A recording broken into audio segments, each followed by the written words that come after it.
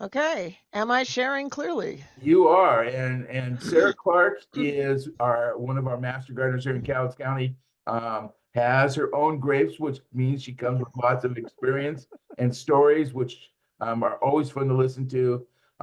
Sarah's is our most veteran master gardener. She's been with the organization the longest, so we certainly value her expertise and learning. So, Sarah, with that, I'm going to turn it over to you. Okay. All right. So here we are at grape growing and pruning. Um, yes, I joined Master Gardeners in 1995. I was 2, so that's why I'm not very old right now. And these are upcoming classes as he already went over them. And if you look down here at the bottom on the 26th of March, you can come online again and see me doing grape gardening, not grape gardening, just gardening 101. I resisted calling it the Idiot's Guide to Gardening, but it's basically what the basics. So if you're an expert garden, you probably want to just come and laugh at me. And there's that. So we have after the landscaping one, we have a live seed starting class. We have the succulents, the blueberries, the greenhouse. Oh, this guy is an amazing guy. He builds greenhouses. Really, really wonderful. And raspberries. Okay, so when you go to Cowlitz Co-MG, we always tell you to click on the Learn With Us button. But some of us, when we open it, the Learn With Us is attractively hiding behind this lovely flower. So I thought I would share that with you in case you go there and you're like, oh, what am I supposed to find this? Sometimes it shows up like this, though, and it's right at the top, so it's easy. And when you get there, and those of you who are quick are grabbing your cameras, because you can take a quick picture, or your phone can make that QR code wake up and it will take you to this. Should I pause? Anyone grabbing camera? That was kind of unexpected. Let me know if you want me to go back. Okay, or you'll see this. You could just type in that. Okay, moving on. When you get there and you open it up, you want to look for the fruits tab, and then you look for the grapes. And I believe my able assistant Alice moved the grape stuff to the top because of this class. And so when you open it, I'm first. Okay, well, the grape stuff is first. It's not just me. And of course, our plant sale is coming up on the 11th. This is our shameless commercial because we have an amazing plant sale, especially if you really want tomatoes. It's pretty much unlimited of multiple varieties, peppers, flowers, squashes, just about anything you can imagine. Okay, when you're listening to this class, I need you to be thinking about your own personal situation. Are you, by any chance, new? And you are putting in new grapes and new structures. Okay, that's one group. Or perhaps, and I might recommend that you don't use this structure. It's kind of short. Establishing grapes, you already have a lot of grapes and you want to deal with them. Maybe they're a little too established. Maybe they look like this. Or maybe they've taken over all your vehicles. These are actual pictures of people's grapes. Not kidding. Okay, so what are we going to do today? We're going to talk about why you might want to grow grapes, some tips for success in Western Washington because we suffer from a very unique climate, how to choose varieties, once you've chosen the varieties, where are you going to put them, and what kind of structure are you going to put on them? Once you have chosen that spot, how are you going to prepare it? And then actually planting them, fertilizing them, watering them, and our very favorite, training and pruning them, because that's your lifetime commitment to grapes, unless you cut them off at the ground, and even that doesn't always work. And maintenance during the season, which is something I'm not very good at, but I think I need to do, because I'll show you at the end why I think I need to do this. And diseases and pests, which thankfully they don't have a lot of diseases and pests that really bother you. Okay, why would you want to grow grapes? Maybe you just want to eat them fresh. You can make juice from them. I can juice, like in canning. You can make jellies, very good jelly. You can make raisins. This is my #1 favorite thing to do because you take millions of grapes and shrink them into a small volume so you can fit them in your house. I do have a few grapes. You can make wines. Never made wine. That's a whole nother category. But if you know how to make wine, you can really make some lovely wines out of these. Depends on the vine. They won't all make the right kind of wine. So you have to pretty much grow wine grapes. And my favorite, they can help your landscape look good. But, key point, your grapes need to be chosen specifically for your area. And we we can grow grapes here, but you can't grow everything. Not all varieties. And you need to know your personal microclimate. So here's 4 things that you need to look at. What's your precipitation? Which, if it's way too much, that would be maybe an issue, but usually not. It's mostly because it's dry. So then you have to think, okay, how am I going to handle that? How many frost-free days do you have? Thinking on the cold side. And how many growing degree days? That's a kind of heat unit. So how much heat do you have? And then what are just some commonly recommended varieties for your site? And my favorite is to choose option 4 and just go with what's recommended because other people have been successful with it. Okay, so looking at precipitation, one of the weirder things about where we live is that our particular county has less rain in July than Tucson, Arizona. So obviously this dip in precipitation, you're going to have to plan, even with established grapes, a way to water them. So if you plant them 700 yards from your most recent faucet, that might be a lot of hose. So that's pretty much something to think about. So do you have to water your grapes? Yes. For the first 3 years, you pretty much need to water your grapes, like once a week, once every other week. And then less as they're established. I personally water mine off and on during June, July, and August, just to keep the soil moist. And because it makes the grapes grow better, it makes them have more juice, or be not so dried up, or not suffer, or not be upset. Okay, and we did have that heat dome in July, so you might want to keep in mind that might happen, something like that. So keep an eye on the watering. One of the cool things, though, about grapes is they do go deep over time. And this is a true story. This grape in England is 256 years old. And supposedly its roots go almost a mile away to the River Thames. It's kind of close to it's at one of those castles right next to the river. Anyway, this thing, they've been taking care of it. They let it grow inside a greenhouse, and all the roots are, of course, way outside. And that's the rootstock. That's the base of the root. They measure it in meters. So that's pretty amazing. So fear not, your grapes will take over the world.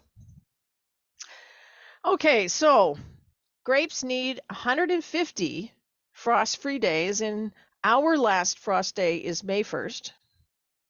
And our first frost day is about November 2nd. Now that can adjust quite a bit. If you want to, just type in frost-free days for Washington, and it gives you a map, and you can zoom into like almost your neighborhood, and it will tell you when your first and last frost dates are.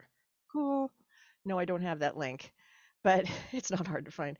So we have a little margin, 184 frost-free days. And of course, everyone's spot is slightly different. So, but pretty much I'm not going to have to worry too much about that. So now I get to do some math. Okay. So how do they figure this growing degree day thing? This is the amount of heat available to plants during the growth season. So they take the high temp and the low temp, and they add it together and divide it by 2. And those of us with algebra backgrounds will know that that is averaging.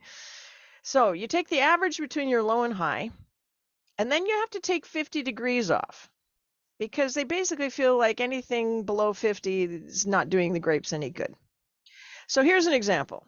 If the high was 70 and the low is 50, you divide it by 2 after adding it, and you get 60.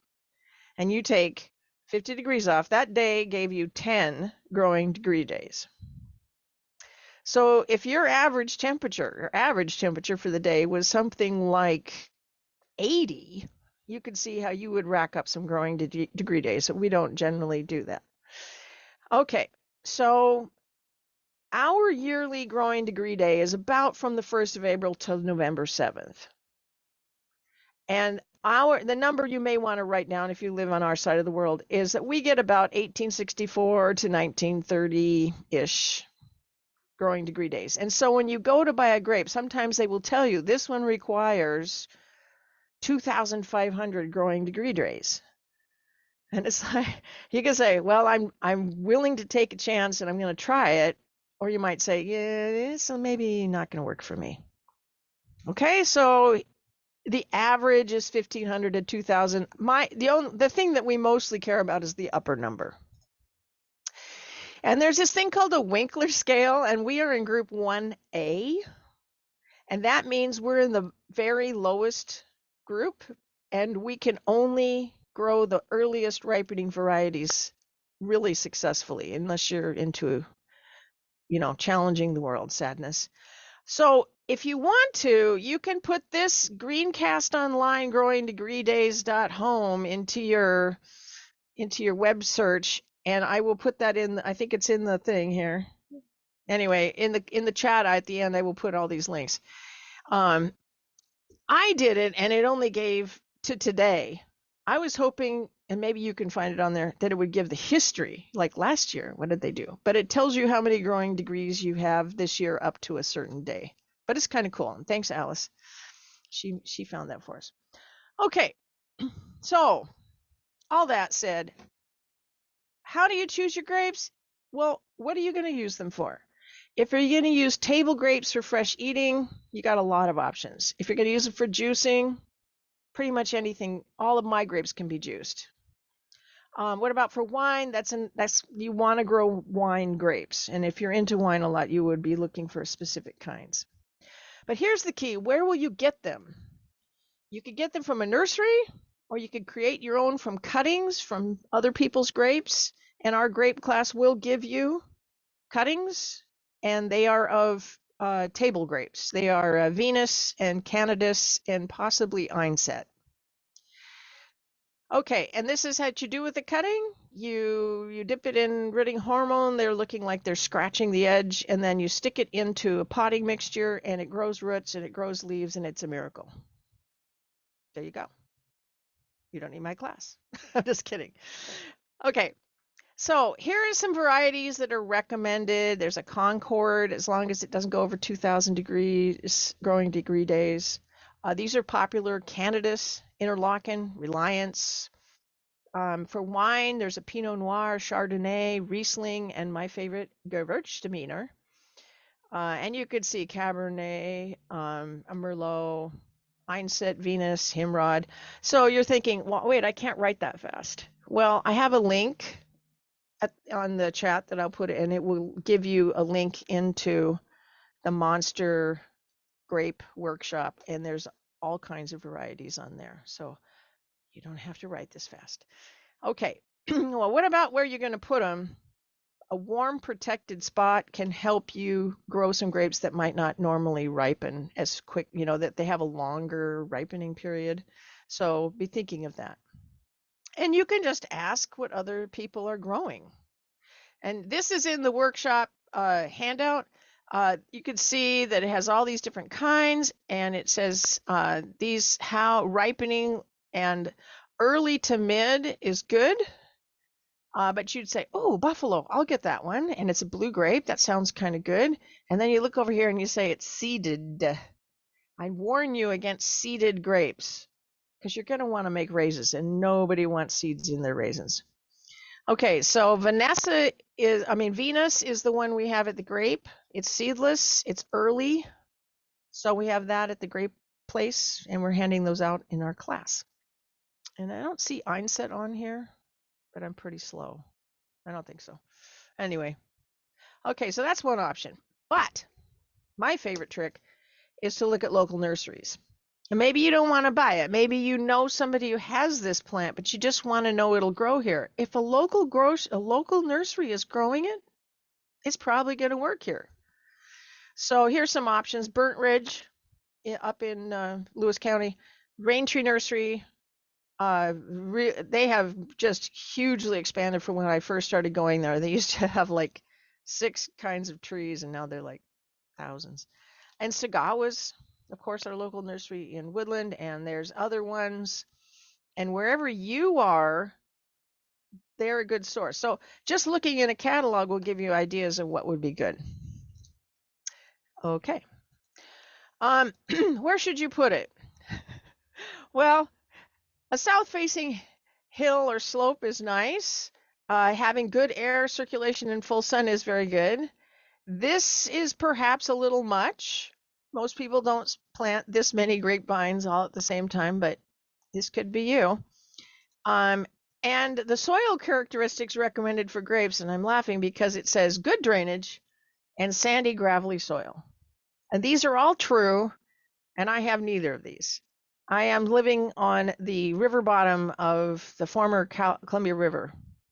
I have clay under my house that goes down at least 12 feet. So I have about a foot of nice soil on top of it, but they grow well here too. But I always laugh when I see this picture.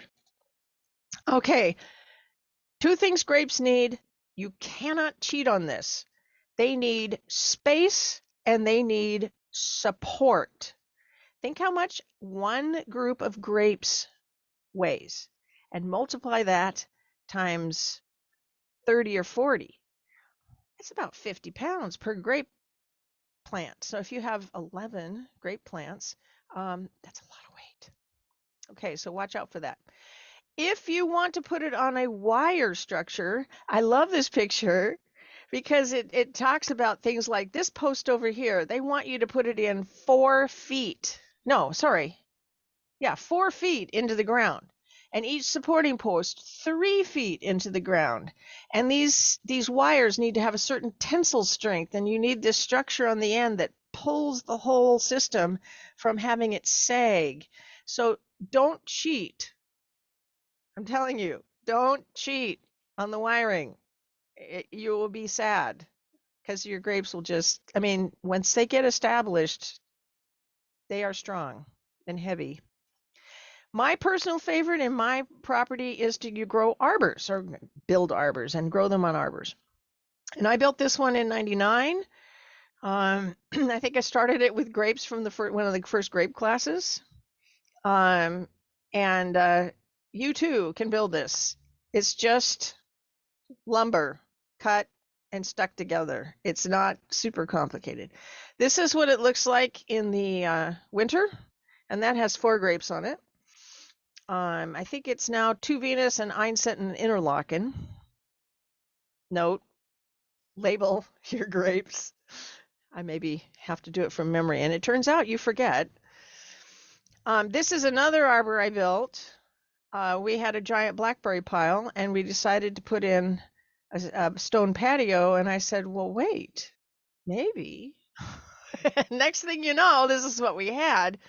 So it took a few weeks to build this one, and it has 6 grapes, and it has this annoying set of well, let's see, go back. Oops. It has these jasmine. I like jasmine. The grapes don't like the jasmine. They fight. Okay, so when you're preparing the soil for this, you want to be looking at your pH, which is about just under neutral, 6.5, 6.8. And one of the key factors is grapes really are very light nitrogen feeders. So you do not want to be piling a lot of fertilizer on these things. You really, really don't. They will grow more than you want. Then you know that's going to happen. Okay, so if you're going to prepare a lot of grapes in a field, they want you to cultivate the ground because you're trying to get rid of the competing vegetation. And, you know, paying close attention the first year is important. And you could test your soil. I personally did not do this, but you can. And there's a couple options. One is the kit you buy at the store.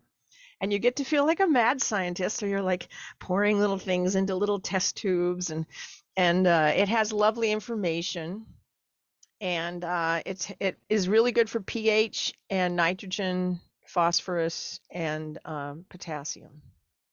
And you get 10 tests, so you can do it again. Or you can send it off to a place like this, Simply Soil Testing. You get, for $16, you get pretty much what we were just talking about, the pH. It can talk to you about your lime requirement, your nitrogen, your potassium, all these kinds of things for $16. But that's just one. And the other test is like 20 something.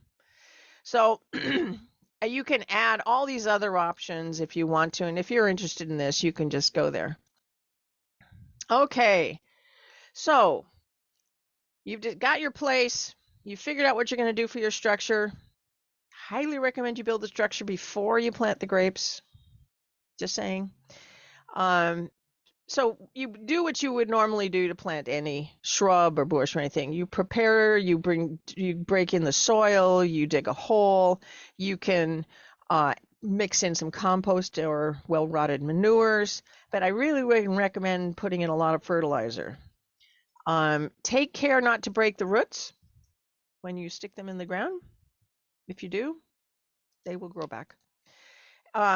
And if the grape is grown on a rootstock, so here we have this little line here in the tiny print, it says graft union. Sometimes you have one kind of root and then they've grafted a type of vine onto it.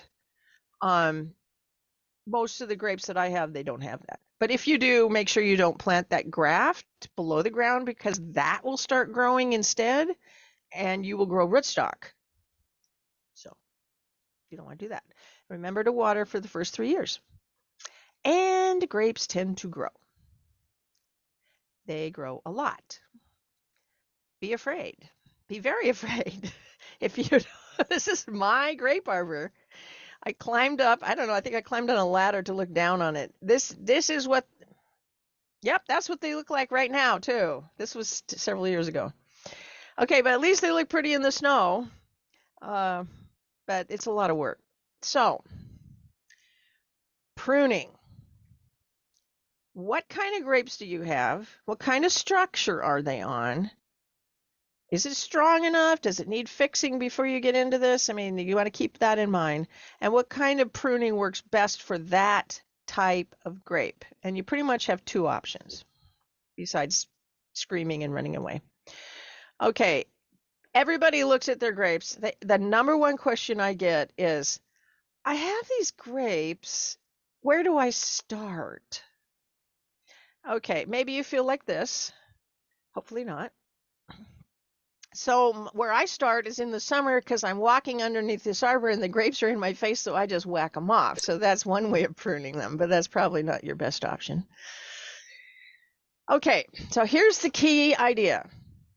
You have two kinds of pruning. One is called spur pruning, and one is called cane pruning.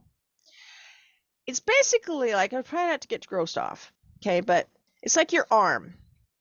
What if you had one arm and you had things growing out of your arm and you just cut them back down and kept the arm, and then those things grew again next year? That's spur pruning. That's on the left. Okay, so you keep coming back and then they put out more and they come back and you cut them back and then they put out more. And that main trunk is the arm, and it just keeps regenerating. Or try not to freak out. You cut your arm off and you grow a new one. That's basically cane pruning.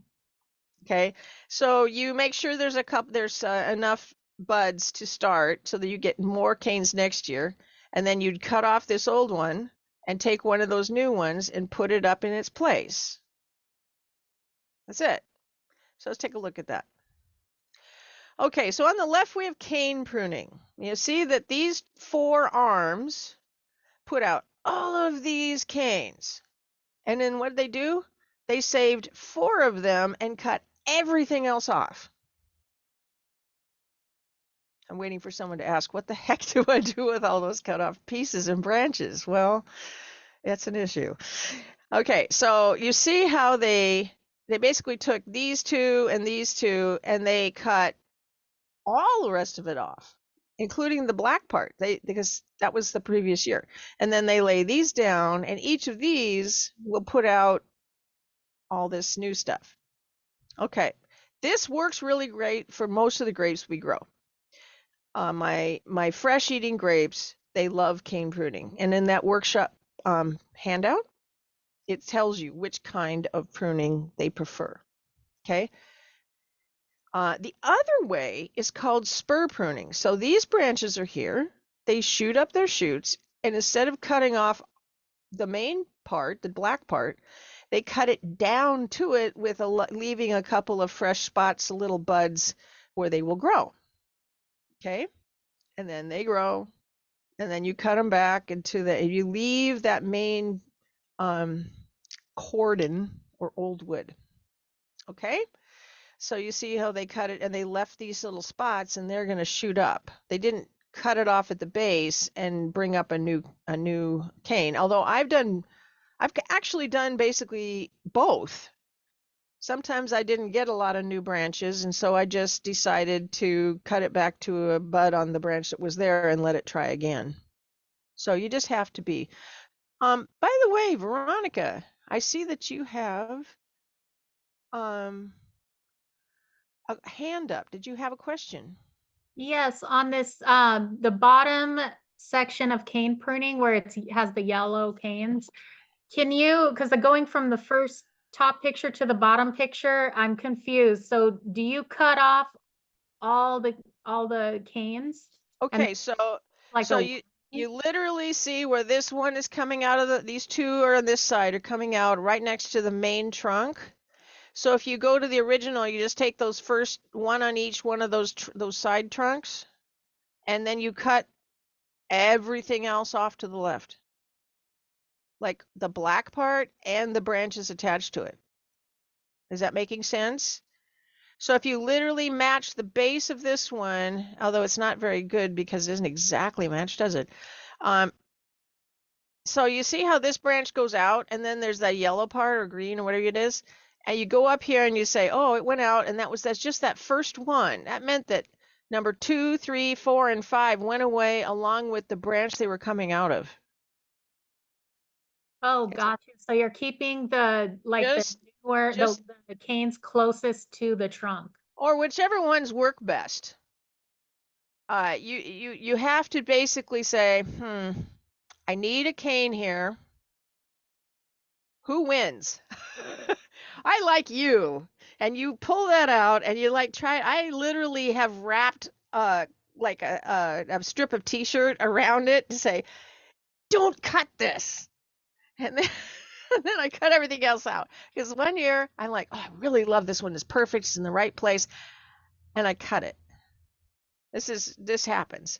So, something to indicate, okay, whatever you do, don't cut this one, but cut everything else. I don't know, hire your 4-year-old to climb up there and hang on to it and say, Mom, don't cut this. Maybe not your 4-year-old, maybe your 8-year-old. Okay, hopefully that helps. And you just kind of have to, the key here, maybe this picture will help. Okay, this is spur pruning, and you see how they left this cordon out here. And they cut it down, and the arrows are just pointing to this is the thing they keep cutting back. It doesn't mean cut at the base. They cut for a couple of buds on each one. Okay, and the green line, I had to look up what the heck that was for. They're just saying spacing the spur bits out so you don't have like 3 in a row right here.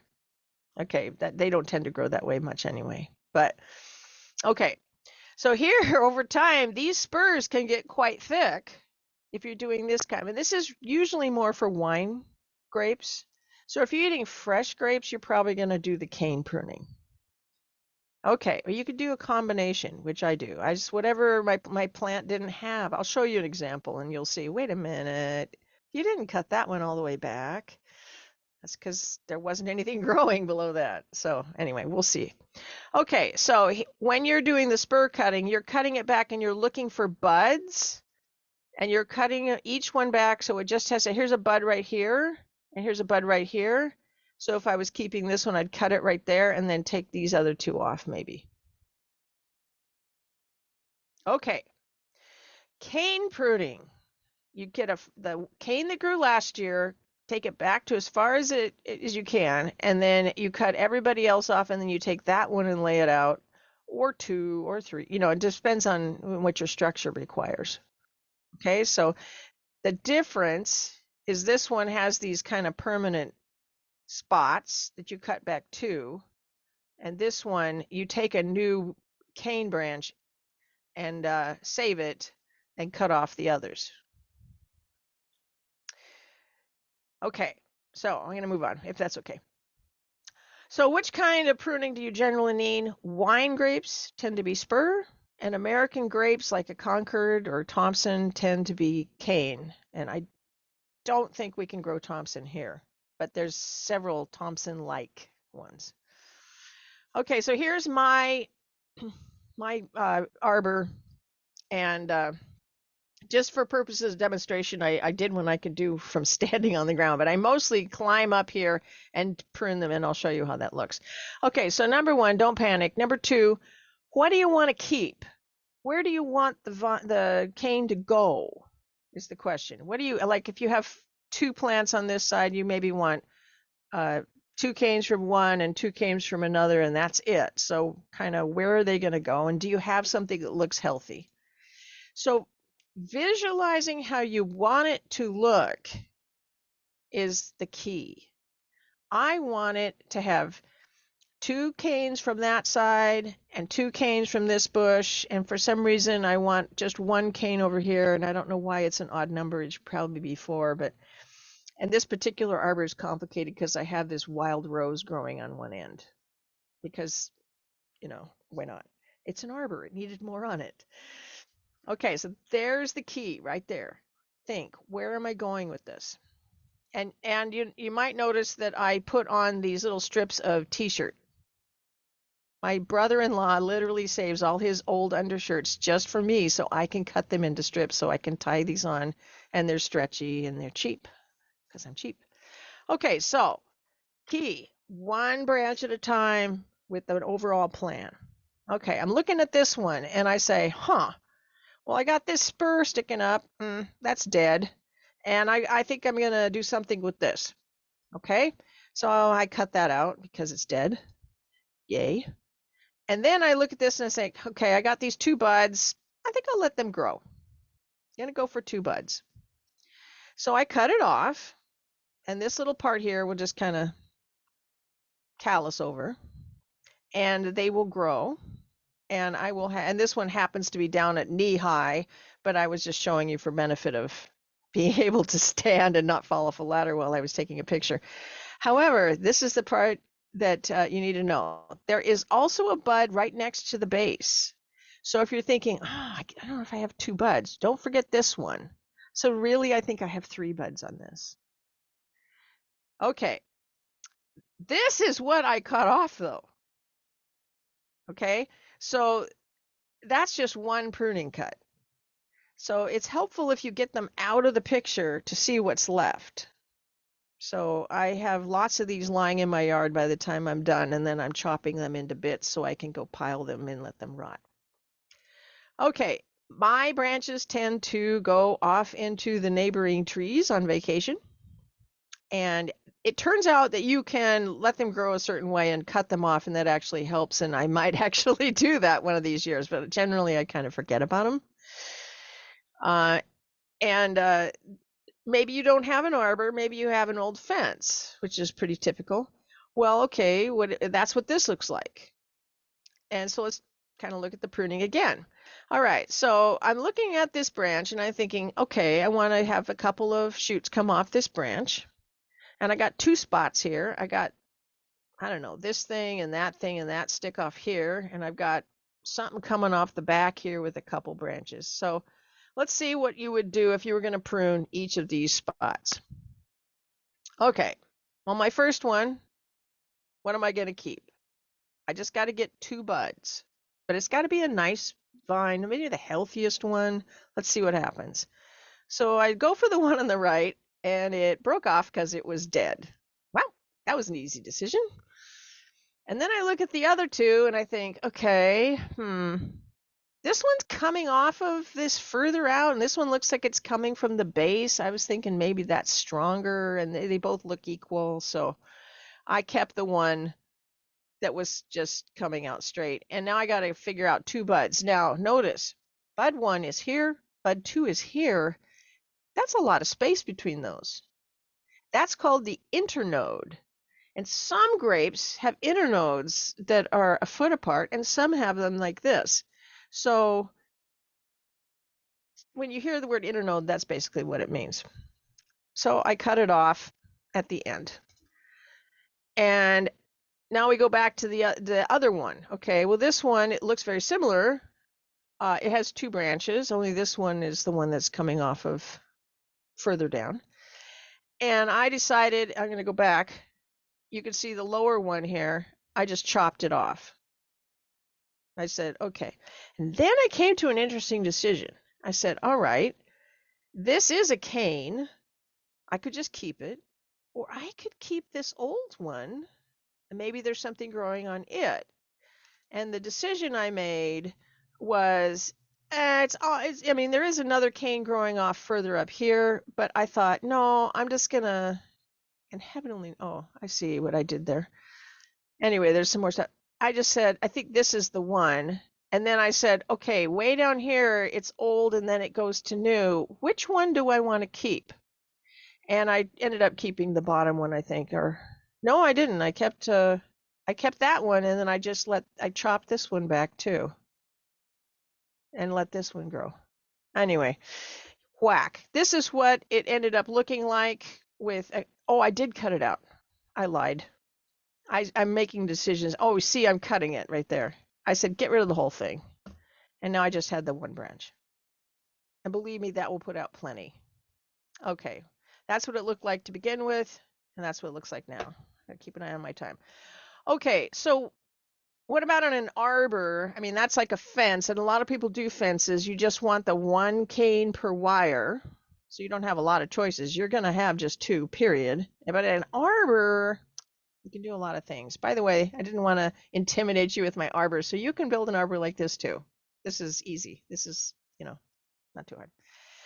Okay, when I grow them, I get it growing and I pick 2 branches and have them go up.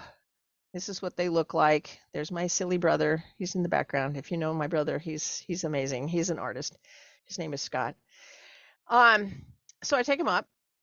And on this one here, it looks like it grew for a while, and then I chose 2 to be the trunks. I think I did that. Well, no, this one is more at the base, because I just wanted to have I wanted to have 4 starting spots, because I wanted more grapes. And this is it with the mess. You can see some of the snaking up trunks. And this is what it looks like pruned. Remember that first picture with the mass? That immense amount of stuff comes off. So I have them going up wherever they are, and then they all turn and go across the arbor. And the bamboo tries to grab them, or they try to grab the bamboo. I don't recommend you grow bamboo next to these. Okay, well, what about tying that trunk to an arbor? I put these zip ties with lots of space so that they have room to swell, and you want to keep an eye on these because those trunks can get as big as your arm. Some of them can get as big as, I guess, huge, like that one in England. So here's another example of me tying it up without, and this one looks like I better go check on it because there's not a lot of room in there. I may have to put a couple zip ties together for that one. And this is what it looks like when the grapes are on there. And these are my t-shirts that I cut up. And it can be pretty impressive. And all because I wanted to get rid of blackberries and grow grapes. Okay, this could be yours. Oh, I don't know why that slide looks like that. Okay, so things to do. That looks like the title decided to jump down inside there. This is supposed to be what you can do during the summer. It's growing like crazy. Here's a key that I didn't do, and I think you should, is look at each group of grapes as they're growing, and there's a lot of leaves around them. If you could just take a few of those leaves off right around each one, it improves air circulation. And I will show you why you want to do this. Supposedly, it helps ripening because it gets more sunlight too. To be honest, I've never done this, so I'm going to do it this year. And another thing they recommend is pruning the canes, like getting them to a certain point and then just cutting them off on the end and saying, okay, you do not get to go climb up in that tree this year. And that focuses the growth more back on the plant and on ripening. Okay? And you'll see this ad, cowlitz.com. There is a lot of resources there. Okay, common diseases and pests. I never noticed these until I went to the Master Gardener class, and my good friend Alice said, I want you to help kids figure out, or the students figure out, what's wrong with this plant. And she gave me these nice colored pictures, and we all looked at them, and we practiced thinking, well, we know it's a great plant, so we looked it up, and it said, this is iridium mite. It makes these little dimples, and they mites in there, and it kind of makes them kind of hairy on the backside, and it looks bad, but it turns out it really isn't a problem. You don't like it. If you really want to deal with it, you can look up ways to control it, but honestly, I mean, it's almost more effort than it's worth, but it doesn't really do anything, but it looks bad. Okay, but this one, you should be very, very, very not happy when you have this. And I have had this. This is Botrytis bunch rot. You can see it's just awful. It's bad. The key is to increase airflow. So I promise this year I'm going to take leaves off around the bunches and get better airflow, because I did get this. And I tend not to harvest them as quickly as possible because I'm a little overwhelmed with 11 grapes, madly drying them and canning them and juicing them. And so picking them and getting them off the plant is helpful so you don't give it a chance to go. Avoiding damaging the clusters, trying to keep the birds from pecking at the grapes. I've never managed to. I mean, you can net them, I suppose, but or don't somehow damage them yourself as you're up there so that you cause them to have a place for the disease to get in. And if you want to, you can treat it with a fungicide because it is a fungus. And my little scale of, okay, we've reached the point I don't want to go there, is about the point where I'm picking leaves off. And then when you start talking about spraying, I'm like, I can live with this. Okay, but if it gets bad, I would. And if you get the old canes and fruit out of there, it gives a place for them to, stops giving them a place to continue to stick around. I don't know, trying to harbor them. Okay, so Cowlitz County, mastergardeners.com, going to learn with us, and fruits, and look for the grapes button. And if you want to go to the class, we have this calendar of public events, and evidently I put it on here twice. And here's my resources, and let's go back.